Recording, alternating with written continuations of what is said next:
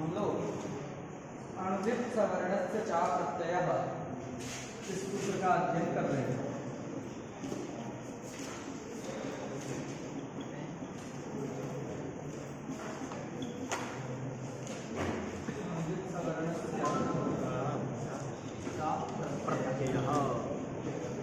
तो अणुदित सवर्णस्य चा प्रत्ययः इस सूत्र में हम लोगों ने जाना था। इस सूत्र में 5 पद हैं। अण उदित सवर्णस्य चा प्रत्ययः। इसमें जो अप्रत्यय है वह है अण में विशेषण। तो अप्रत्यय जो अण, अप्रत्यय का मतलब है न प्रत्ययः इति अप्रत्ययः, अर्थात प्रत्यय भिन्न। तो प्रत्यय को जब जानेंगे तब प्रत्यय भिन्न को हम जानेंगे। इस नियम के अनुसार अभावक ज्ञान प्रतियोगिक ज्ञान, अप्रत्ययाभाव का प्रत्यय भिन्न का प्रतियोगी है प्रत्यय। अतः प्रत्यय किसको कहते हैं? तो हम लोगों ने जाना था कि प्रत्यय शब्द का यहाँ अर्थ है विधीयमान। प्रत्यय शब्द से विधीयमान अर्थ कैसे निकला? तो प्रतीयते विधीयते प्रत्ययः। इस व्युत्पत्ति के अनुसार प्रत्यय शब्द का अर्थ होता है विधीयमान, और जो अर्थात जिसका विधान किया जाए उसको विधीयमान कहते हैं। जो विधीयमान नहीं है वह अविधीयमान कहलाए।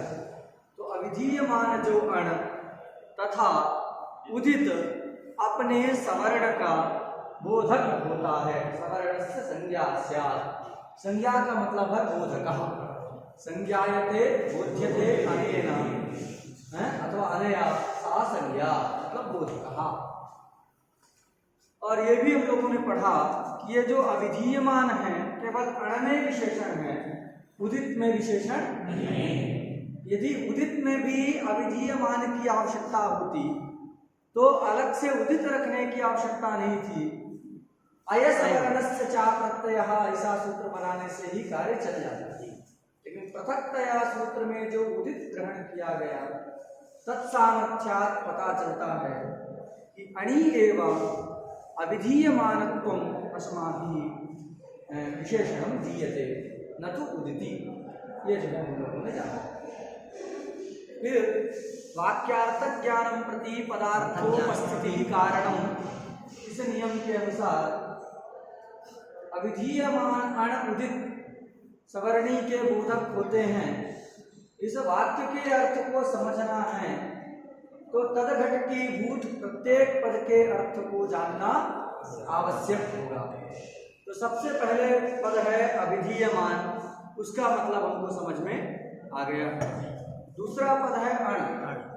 अण के विषय में संदेह होता है कि अण प्रत्याहार पूर्व ड़कार से लिया जाए अथवा पर ड़कार से लिया जाए।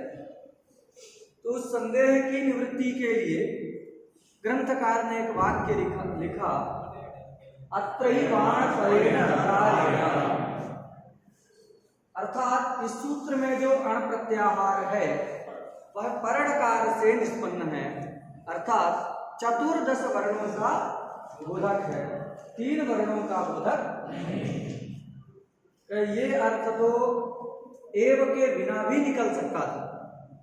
अत्राण परेण ड़कारेण, यहाँ अण पर ड़कार से निष्पन्न है, इतने मात्र से इस अर्थ का लाभ हो जाता। एव क्यों रखा?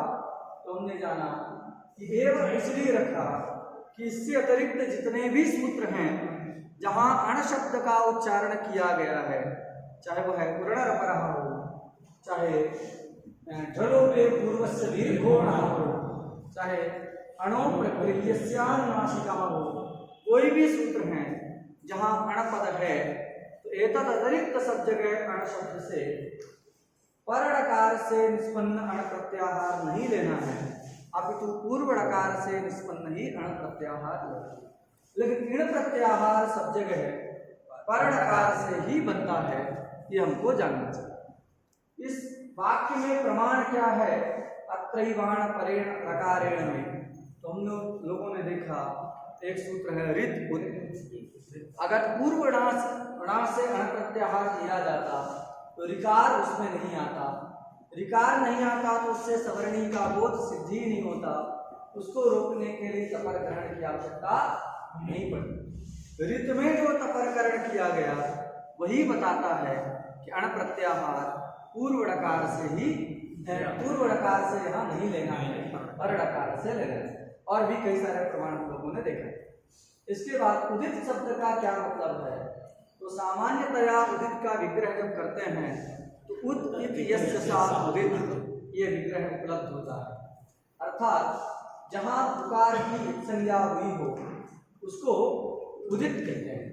ऐसा अर्थ करेंगे तो बहुत सारे ऐसे प्रत्यय हैं जहाँ उकार की संज्ञा होती है। जैसे एक प्रत्यय हमने बताया था थम, तो उसमें उकार की संज्ञा होती है।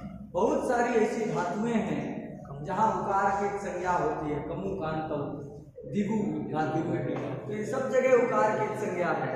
तो ये सब उदित शब्द से कहीं होने लगे। लेकिन उदित शब्द यहाँ पर रूढ़ है। कैसे रूढ़ है? तो हमने गौ का दृष्टांत दे करके गो शब्द के विषय में बताया कि वो गो शब्द पशु विशेष में रूढ़ है, अन्यथा गच्छति की व्युत्पत्ति के अनुसार तो सब गौ है, तो रूढ़ है वो शब्द। मंडप शब्द जो है, मंडप पिबती, ये व्युत्पत्ति उसकी है, लेकिन वो मंडप शब्द जो उस अर्थ में प्रयोग नहीं होता। मंडप शब्द जो है वस्त्र आदि से निर्मित भवन अर्थ में रूढ़ है। उसी प्रकार ये उदित शब्द है, उसका अर्थ उद इत यस्य सा उदित ऐसा नहीं है, अपितु उदित शब्द का मतलब क्या है? तो ये बताए कि उदित शब्द कू चू टू कू में रूढ़ है, अतः उदित के द्वारा इनका ही बोध होता है। तो उदित सवर्णी के बोधक होते हैं, ऐसा हम जब कहेंगे। अण का मतलब अण प्रत्याहार में आने वाले वर्ण, अण प्रत्याहार में आने वाले जो वर्ण हैं तथा उदित अपने सवर्णी के बोधक होते हैं, ऐसा कहा गया। अब उदित है कू चू टू तू कू, उनका तो कोई समुदाय का सवर्णी है ही नहीं, फिर कैसे कहा जाएगा? तो हमने बताया था उदित शब्द की उदिताद्य अवयव में लक्षणा है, उदित की उदिताद्य अवयव में लक्षणा है। उदित शब्द का अर्थ है उदित का आद्य अवयव। उदित 5 हैं, उनका आद्य अवयव जो का, चा, टा, ता, पा ये हैं, ये सब अपने सवर्णी के बोधक होते हैं तथा अपना भी बोधक ये कराते हैं। तो ये सब सूत्र का विचार हम लोगों ने किया था विस्तार से, तो कल ही पढ़े थे। आज हमने संक्षेप में उसकी आवृत्ति करा। अब आगे का ग्रंथ हम लोग पढ़ते हैं। क्या लिख रहे हैं आगे?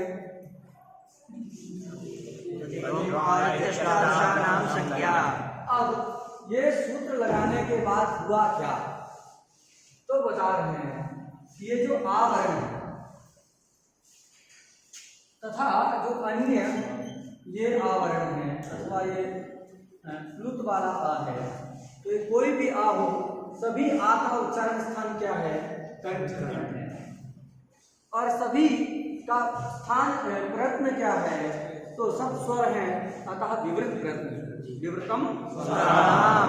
तो ये इस ह्रस्व आ की इन सबके साथ सवर्ण संज्ञा है, सवर्ण संज्ञा है, लेकिन ये आ उन सबका बोधक नहीं हो सकता। कब बोधक होता है? जब यहाँ अनुदित सवर्ण चा प्रत्यय सूत्र लग जाता है। उसके पहले तक ये जो अवर्ण है वो केवल किसका बोधक है? ह्रस्व का ही बोधक है। दीर्घ प्लुतादि अपने सवर्णी का बोधक नहीं।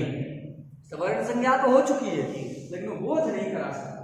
लेकिन जब अनुदित सूत्र आता है तो कहता है जहाँ अविधीयमान अण रहेगा, कोई भी अविधीयमान होगा तो वह अपने सारे सवर्णी का बोधक होगा। तो जहाँ पर आ का उद्देश्य दल में ग्रहण होगा, जैसे हम बताते हैं आद गुणः सूत्र है। क्या सूत्र है? आद गुणः। आद गुणः में जो आद दिख रहा है वो पंचमी का रूप है।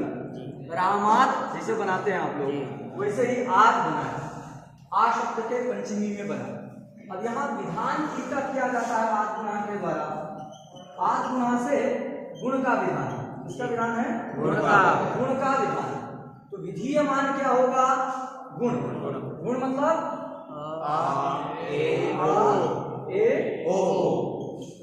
ये विधीयमान।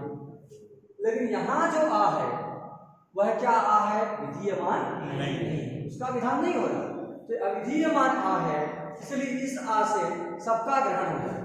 यहाँ दीर्घ आ नहीं लिखा है, ह्रस्व आकार के पंचमी के एकवचन में आत बनता है, तो इस आ से सभी आकार का ग्रहण हो जाता है।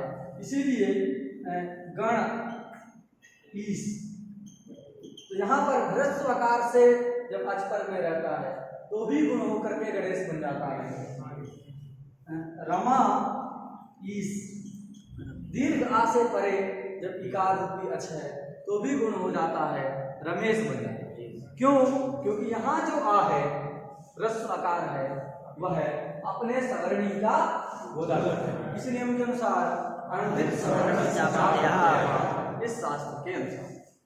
और ये वाला जो आ है गुण से जिसका लाभ होता है आ, वह आ कैसा है? अण तो है लेकिन विधीयमान है, इसलिए वो अपने सवर्णी का बोधक नहीं होगा। हम उदाहरण जानते हैं, आगे पढ़ेंगे। कृष्ण रिद्धि, अब कृष्ण रिद्धि इस अवस्था में ये जो आ है और ये विकार दोनों के स्थान में आ होता है।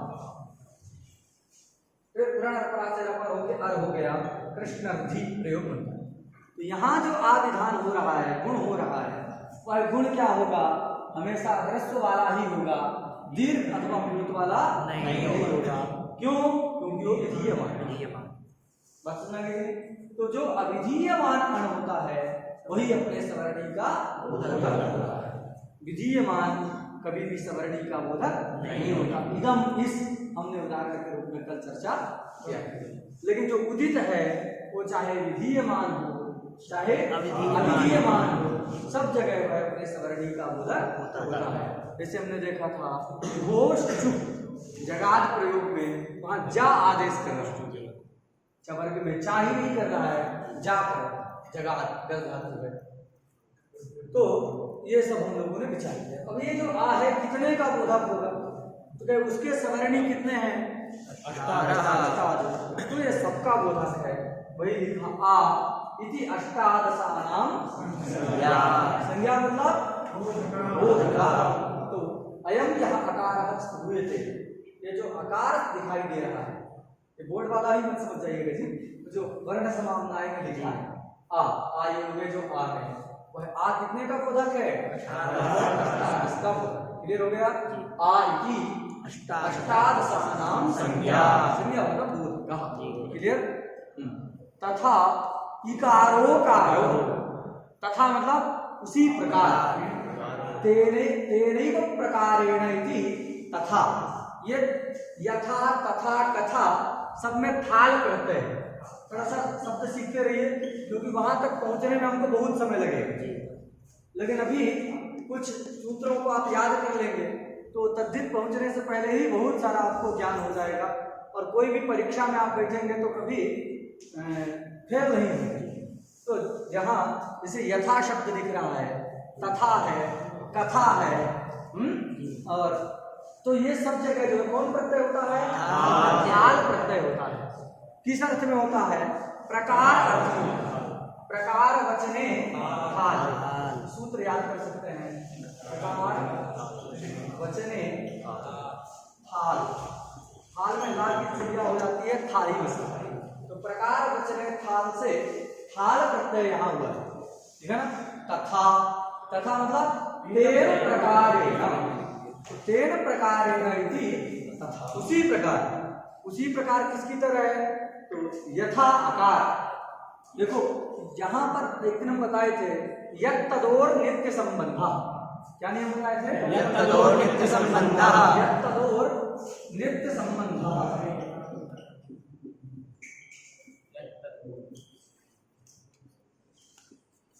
ये इसको याद करके रखिए। हमने बताया था आगे संहिता पढ़ाते समय यत् तदोर नित्य संबंधा, कि यत् और तत् शब्द का नित्य संबंध है। समझा गया? वहां बताया था कि यत् से जिसको लेना है तत् से भी उसी को लेना है। तो यहाँ पर यत् और एक है तो दूसरा जरूर रहता है। वहां वाक्य में प्रयोग भले ना किया गया हो लेकिन एक है तो दूसरा भी रहेगा। यत् शब्द है तो तत् निश्चित वहां छिपा हुआ, सद है तो यद भी निश्चित है, क्योंकि दोनों का संबंध है, वो एक को छोड़ करके रह नहीं सकता। यद तदोर नित्य संबंध, वह आ गया। अब अगर प्रयोग करें सह आगता, सह कहा, तो अब बताओगे जो गया था वही आया। यह गतवान सएव आगतवान, तो यहाँ यद शब्द का प्रयोग कर रहे हो तो वहां तत् भी है, तत् का प्रयोग कर रहे हो तो वहां यद भी है। तो यहाँ क्या कह रहे हो? तथा वैसे ही, वैसे कैसे? तो कहे यथा अकारः अष्टादशानां संज्ञा, जैसे अकार अष्टादश का बोधक है, तथा तेनैव प्रकार, यथा मतलब येन प्रकारेण, यथा का मतलब येन प्रकारेण, तो येन प्रकारेण अकारः अष्टादशानां संज्ञा भवति, बोधकः भवति, तेनैव प्रकारेण ईकारः ईकारोपि अष्टादशानां संज्ञा, ऊकारोपि अष्टादशानां संज्ञा, तथा इकारोकारो द्विवचन में जी, इकारोकारो, इकार और उकार भी अष्टादश के बोधक होते हैं। ये हो गया आनंद सूत्र के महिमा से।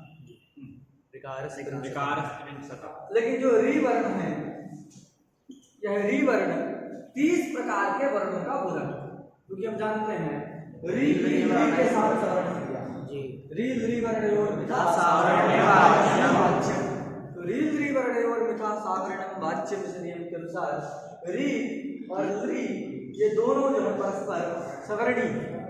तो अब री अपने सवर्णी का बोधक होगा सबका, तो जैसे दीर्घ प्लुत का बोधक है वैसे री का भी बोधक होगा, इसलिए री कहने से कितने का ग्रहण होगा? 20 प्रकार का ग्रहण होगा। वही लिखा री रिकारस्त्रिंशतः, आगे जोड़ लेना संज्ञा, तो रिकारस्त्रिंशतः संज्ञा, री 30 प्रकार के वर्णों का बोधक। इसलिए आगे पुराण पढ़ेंगे तो वहां लिखा है री त्रिंशतः इति संज्ञेत्युक्तम, ये कहाँ बात बताई गई है? संज्ञा प्रकरण में। संज्ञा प्रकरण में कहाँ बताई गई है? तो ये रिकारस त्रिंशतः यहाँ बताई गई है, इसी को वहां स्मरण कराते हुए कहते हैं संज्ञेत्युक्तम, ये बात संज्ञा में कही गई। तो जो है रिकार इस प्रकार का बोधक। क्लियर? चलो, एवं ऋकारोपी, इसी प्रकार जैसे यथा ऋकारः त्रिंशतः संज्ञा, तथैव ऋकारोपि त्रिंशतः संज्ञा, ऋ भी 30 प्रकार के वर्णों का बोधक होता है। एचो द्वादशानाम, एचो द्वादशानाम, ये एच प्रत्याहार है, इसमें ए ओ ऐ औ ये 4 वर्ण आते हैं। तो ये कितने के बोधक हैं? तो ये प्रत्येक 12 के बोधक है। एकार भी 12 का बोधक है, ओ भी 12 का बोधक है, ऐ भी 12 का बोधक है, और औ, ये प्रत्येक वर्ण 12 की संज्ञा है, 12 वर्णों के बोधक। तो इनकी हम पहले थोड़ा संकेत कर चुके हैं कि एकार और ऐकार का यद्यपि स्थान भी एक है और दोनों का प्रयत्न भी एक है। एकार का उच्चारण स्थान क्या है? कंठतालु। ऐकार का भी क्या है? कंठतालु। ओ का क्या है? कंठोष्ठ। औ का भी क्या है? कंठोष्ठ। तो ये दोनों का स्थान भी वही है और प्रयत्न भी विपरीत। फिर भी एकार की ऐकार के साथ सवर्ण संज्ञा नहीं होती, ओकार की औकार के साथ सवर्ण संज्ञा नहीं होती। इसीलिए लिखा एचो द्वादशानाम संज्ञा। अगर सवर्ण संज्ञा होती, एक ही ऐ के साथ सवर्ण संज्ञा होती, तो ए कितने का बोधक हो जाता? 24 का हो जाता कि नहीं? जैसे री और री की सवर्ण संज्ञा है तो री कितने का बोधक है? 20 प्रकार के विवरणों का। री कितने का बोधक है? 20 प्रकार। उसी प्रकार एकार और ऐकार की परस्पर सवर्ण संज्ञा यदि होती, ओकार और औकार की परस्पर सवर्ण संज्ञा होती, तो ग्रंथकार क्या न लिखते? एचो द्वादशानाम संज्ञा ना लिख करके क्या लिखते? एचः चतुर्विंशते संज्ञा, ऐसा लिखते। लेकिन चतुर्विंशते नहीं लिखा, 12 लिखा। क्या युक्ति है? तो उनका तात्पर्य है कि एक ही ऐ के साथ ओ की औ के साथ परस्पर सवर्ण संज्ञा नहीं है। कैसे पता चला कि परस्पर सवर्ण संज्ञा नहीं होती?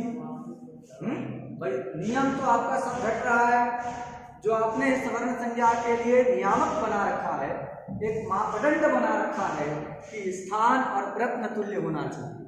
तो ये आपके मापदंड में तो खरे उतर रहे हैं, एकार एकार ओकार और ओकार, तो फिर आखिर इनकी सवर्ण संज्ञा होती क्यों नहीं है? तो उसके लिए हमने बताया भी था और पुनः जान लीजिए, अयौच सूत्र बनाया गया। क्या बनाया गया? अयौच। ये अयौच सूत्र जो बनाया गया उसी से पता चलता है कि एकार की ऐकार के साथ, ओकार की औकार के साथ सवर्ण संज्ञा नहीं होती। कैसे पता चला? अयौच इति सूत्रारंभ सामर्थ्य। क्या कहेंगे? अयौच इति सूत्रारंभ सामर्थ्य। एदैतो ओदौतोश्च न मिथा सावरणम्। ये पंक्ति हम लिख करके भी बताए हैं वर्ण समाम्नाय पढ़ाते समय। तो एदैतो ओदौतोश्च न मिथा सावरणम्। एकार की एकार के साथ, ओकार की औकार के साथ परस्पर सवर्ण संज्ञा नहीं होती। क्यों? अयौच इति सूत्रारंभ सामर्थ्य। अगर सवर्ण संज्ञा होती तो ए से ही ऐ का बोध हो जाता, पृथकतया ऐ लिखने की आवश्यकता नहीं। ओ से ही औ का बोध हो जाता, अलग से वर्ण समाम्नाय में ओ रखने की आवश्यकता नहीं। जैसे आ से दीर्घ आ का प्लुत आ का बोध हो जाता है, दीर्घ ये ह्रस्व आ से ही दीर्घ प्लुत का ग्रहण हो जाता है, इसीलिए अलग से जो वर्ण समाम्नाय में दीर्घ का उच्चारण नहीं किया गया, प्लुत का उच्चारण नहीं किया गया। उसी प्रकार सवर्ण संज्ञा होती तो ए से ऐ का, ओ से औ का बोध हो जाता, अलग से अयौच सूत्र बनाने की आवश्यकता नहीं थी। अयौच सूत्र बनाया गया जिससे पता चलता है कि एकार की ऐकार के साथ, ओकार की औकार के साथ परस्पर सवर्ण संज्ञा नहीं होती। इसीलिए लिखा द्वादशानाम संज्ञा। ये प्रत्येक वर्ण द्वादश के ही बोधक हैं, 24-24 के बोधक नहीं है। अनुनासिक अनुनासिक भेदेन यबला तथा। हाँ, जो अभी बस देखो ये कहा है अणसवर्णी के बोधक होते हैं, अच नहीं कहा, अजुदित नहीं लिखा, अनुदित लिखा है सूत्र में, अच नहीं लिखा, क्योंकि अच के तो सवर्णी प्रसिद्ध है, हम लोग सब देख लिए अच का। और जो हाया व इत्यादि हैं इनका तो कोई सवर्णी ज्ञात ही नहीं है। भाई आ की किसी के साथ सवर्ण संज्ञा है, या की किसी के साथ सवर्ण संज्ञा है, वा की किसी के साथ सवर्ण संज्ञा है, ऐसा तो कुछ पता नहीं चलता। तो फिर इसका ग्रहण क्यों किया, अण प्रत्याहार क्यों रखा? यहाँ अच रख देते, सूत्र बना देते, अजुदित सवर्णस्य चा प्रत्ययः। क्या बना देते? अजुदित सवर्णस्य चा प्रत्ययः। ये अण ग्रहण व्यर्थ हो रहा है कि नहीं? अच रख देते तो संदेह भी नहीं होता कि कहाँ से अण लेना है, पर से लेना है कि पूर्व से लेना है, सारी झंझट भी खत्म हो जाती है। तो ये अण ग्रहण क्यों किया गया है? तो अण ग्रहण का फल वस्तुतः बता रहे हैं। बात समझा गया? ये जो ग्रंथ आ रहा है आगे वो अण ग्रहण का फल है, नहीं तो अजुदित बना देते, अण के स्थान अच प्रत्याहार को रख करके अजुदित सवर्णस्य चा प्रत्ययः ऐसा सूत्र बना देते, तो ये सब जगह जो है सवर्णी के ग्राहक हो जाते। और हा या वा के तो सवर्णी भी कोई प्रसिद्ध नहीं है। फिर यहाँ अण का ग्रहण क्यों किया गया, अण प्रत्याहार पर तक क्यों लिया गया? तो उसका फल ग्रंथकार बता रहे हैं कि जो या वा और ला है उनके भी अपने अनुनासिक भेद होते हैं। क्या होते हैं? एक शिक्षा में एक वचन बताया गया है, अमोनुनासिका, एक वचन है अमोनुनासिका न रऊ, ये एक शिक्षा का वचन है। अमोनुनासिका नखरम कि अम प्रत्याहार में जो आते हैं, अम प्रत्याहार में कौन आते हैं? तो आयु के आ से लेके यमवर्ण के मा तक अम प्रत्याहार बनता है। उस अम प्रत्याहार में आने वाले वर्ण क्या कहलाते हैं? अनुनासिक कहलाते हैं। सबका अनुनासिक रूप, आ भी अनुनासिक होता है, ई भी अनुनासिक है, क्योंकि अष्टादश कर रहे हैं तो उसी भेद से गुजरे। तो अम प्रत्याहार में आने वाले वर्ण क्या होते हैं? अनुनासिक। ना रऊ, रऊ में दो घुसा है, हा और रा। तो हकार और रकार को छोड़, रकार समझिए, हा और रेप, तो हा और रेप को छोड़कर सारे वर्ण क्या हैं? अम प्रत्याहार में आने वाले सारे वर्ण अनुनासिक होते हैं। पंक्ति का अर्थ स्पष्ट है ना? भ्रम हकारम रेफंच वर्जयित्वा अम प्रत्याहारे समागताः यावन्तः वर्णाः ते समेपि अनुनासिकाः भवन्ति। ये इस शिक्षा वचन का आशय है। तो अब हा रा को छोड़ करके जो या वा, ये रा को छोड़ देना है, दो को छोड़ना, और ला, तो या वा ला, इन तीन के तो अनुनासिक रहेंगे। तो वही लिख रहे हैं, क्या लिखा? यवला हा, या वा और ला, ये दो दो प्रकार के होते हैं। कैसे दो प्रकार के होते हैं? तो कहे एक इनका या वा ला का अनुनासिक वाला रूप है। अनुनासिक के लिए भी कुछ पुस्तकों में ऐसा बिंदी टाइप से ऐसा रखा रहता है, तो समझ जाना चाहिए कि अनुनासिक का चिन्ह। पहले पाणिनि जी ने जब सूत्रों को बनाया, धातु पाठ इत्यादि को लिखा, तो संभावित वहां अनुनासिक चिन्ह उन्होंने सब जगह दिया था। कौन कौन सा वर्ण अनुनासिक है उसके लिए कोई चिन्ह पाणिनि जी ने रखा। वह चिन्ह जो अभी उपलब्ध नहीं होता है, उसका लोप हो गया। लेकिन आचार्यों के व्यवहार से हम इस बात को जानते हैं आज भी कि कौन सा वर्ण अनुनासिक है, कौन सा वर्ण अनुनासिक नहीं है। ये हम व्यवहार देख करके जान लेते हैं। सौजस वस्तु में जो सु प्रत्यय होता है, प्रथमा का एक वचन वाला, इसमें जो उकार है वह उकार क्या है? अनुनासिक है। और सुप प्रत्यय में जो सुप सप्तमी के बहुवचन का, सुप में जो उकार है वह उकार अनुनासिक नहीं है। सुना गया? सु का उकार अनुनासिक है, सुप का उकार अनुनासिक नहीं है। ये हम व्यवहार से जानते हैं। पाणिनि जी ने प्रत्यय सूत्र बनाया। क्या बनाया? प्रत्यय एक सूत्र बनाया। ये एक वचन का रूप है। अगर ये अनुनासिक नहीं होता तो इस उकार की संज्ञा नहीं होती। एक संज्ञा नहीं होती तो साथ उपसर्ग होकर के प्रत्यय नहीं बनता। तो यही प्रत्यय बनाया, इससे पता चल रहा है कि ये उकार क्या है? अनुनासिक है। और कई जगह सप्तमी में सु सुनाई देता है, सप्तमी वाला जो प्रयोग किया गया है, तो उससे पता चलता है कि ये उकार जो है अनुनासिक नहीं है, इसलिए इसका लोप संज्ञाओं के लोप नहीं होता। तो यद्यपि अनुनासिक पाठ अभी नहीं है, तथापि वो व्यवहार को देख करके आचार्य के हम लोग आज भी जान सकते हैं कि कौन सा वर्ण अनुनासिक है, कौन सा वर्ण अनुनासिक नहीं। भट्टोजी दीक्षित इसके लिए एक पंक्ति लिखते हैं कि अनुनासिक पाठ इदानीं परिभ्रष्टः तथापि वृत्तिकारादि व्यवहार बलेन यथा कार्यं प्राक्स्थित तथानुमीयते। अनुनासिक पाठ इस समय नष्ट हो चुका है। ये दीक्षित जी के काल में भी नष्ट हो गया था, 16वीं शताब्दी में, उसके पहले ही नष्ट हो गया था। इसीलिए वो मनोरमा ग्रंथ में लिखते हैं अनुनासिक पाठ इदानीं परिभ्रष्टः नष्टः तथापि वृत्तिकारादि व्यवहार बलेन, वृत्तिकारादियों का जो व्यवहार है, व्याख्याताओं का जो व्यवहार है, उस व्यवहार को देख करके जैसे पहले अनुनासिक को मान करके कार्य किया जाता था, वैसे आज भी कार्य किया जाता है। तो हम बता रहे थे ऐसे कुछ चिन्ह कई सारी पुस्तकों में आजकल लोग लगा देते हैं। इस प्रकार का कोई चिन्ह रहता है वो अनुनासिक के ज्ञान के लिए ही लगाया जाता है। पाणिनि जी ने यही चिन्ह लगाया था, इसमें कोई प्रमाण नहीं है। लेकिन आजकल के जो पुस्तकें संपादन हो रही हैं, कई सारी पुस्तकों में आपको मिल सकते हैं। तो हम लोग चर्चा कर रहे थे कि या, वा और ला ये जो है अनुनासिक भी होते हैं और अनुनासिक भी होते हैं। इसलिए अनुनासिका अनुनासिक अनुनासिक भेदेन सुना गया। या वाला दो प्रकार के हैं। यद्यपि अण प्रत्याहार में हा भी आता है और रा भी आता है, लेकिन उसका क्या नहीं है? अनुनासिक भेद नहीं है। क्यों नहीं है? क्योंकि शिक्षा में कहा गया ना भ्रम, लिखा कि नहीं? मतलब रेप और हकार, रेप को और हकार को छोड़, रेपम हकारं च वर्जयित्वा अम प्रत्याहार बोध्य वर्णाः ये केचन सन्ति ते समेपि अनुनासिक संज्ञकाः। ये जो है शिक्षा का आशय है। तो उसमें या वा ला आते हैं, अतः वो उनके अनुनासिक रूप भी हैं। और हा रा को छोड़ ही देना है।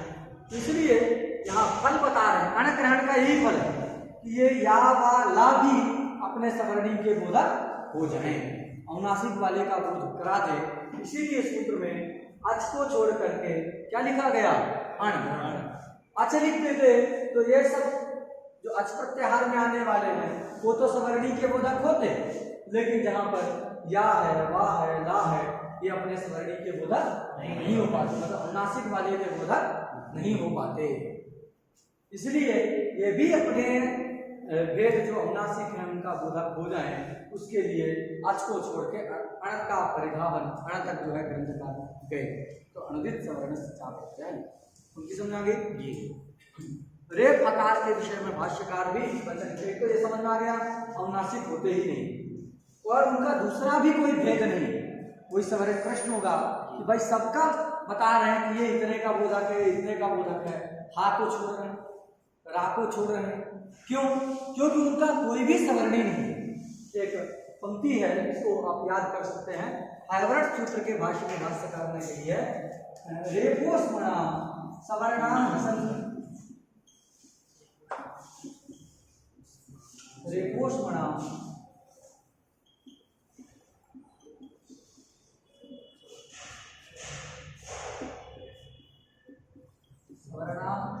न सन्ति।